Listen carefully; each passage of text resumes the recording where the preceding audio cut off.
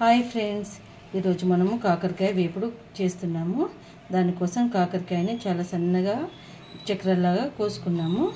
తర్వాత దాంట్లో పసుపు ఉప్పు వేసి ఒక అరగంట మూత పెట్టి ఇలా ఉంచేయాలి. దాంతో నీరు వచ్చేస్తుంది. అప్పుడు మనం దాన్ని గట్టిగా పిండి వండుకోవాలి.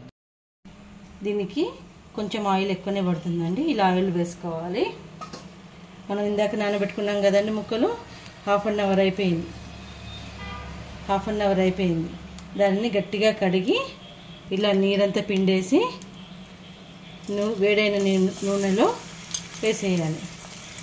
దీనికి మూత పెట్టడం అవసరం లేదండి.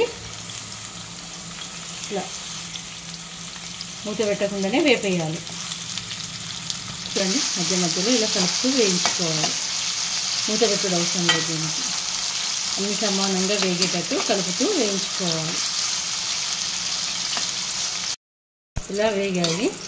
ఇలా వేగిన వాటిని మనము ఒక చిన్న ప్లేట్లోకి సపరేట్గా తీసి పెట్టుకోవాలి.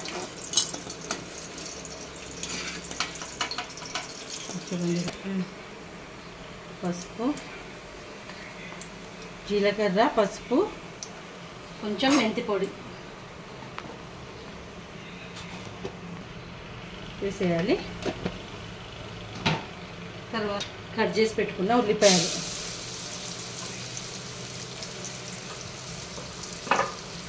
మీద మనకు రుచికి సరిపడా ఉప్పు వేసేయాలి. ఇంతక మనం కాకరకాయలో ఏమీ ఉప్పు కూడా వేయలేదు కాబట్టి మన రుచికి సరిపడా ఉప్పు దీంట్లోనే వేసేయాలి. ఇలా వేగినాక అందులో వేసి పెట్టుకున్న కాకరకాయ ముక్కలు ఉన్నాయి కదా, ఇవి వేసేసి బాగా కలపాలి.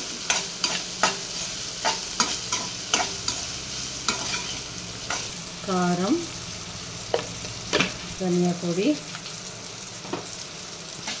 వేసి బాగా కలిపేసేయాలి.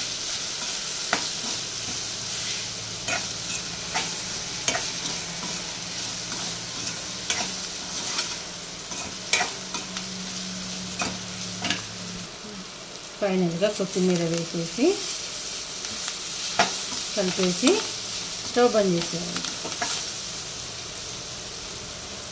మీరు కూడా ఇలా ట్రై చేసి ఎలా ఉందో కామెంట్లో కామెంట్ పెట్టండి. నా వీడియోకు లైక్, షేర్ అండ్ సబ్స్క్రైబ్ చేయండి.